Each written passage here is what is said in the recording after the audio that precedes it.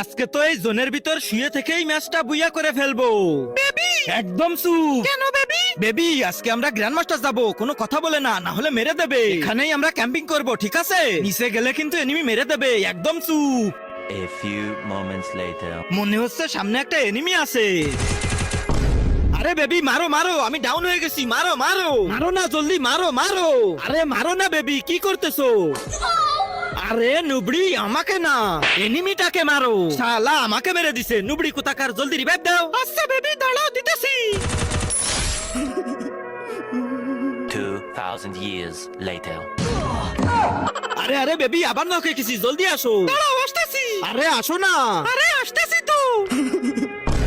নুবড়ি দেখেছো, তোমার জন্য মরে গেলাম। আমি তো রিভাইভ করতেছিলাম, কিন্তু তুমি রিভাইভ হচ্ছিলেই না। কই দেখাও তো আমাকে।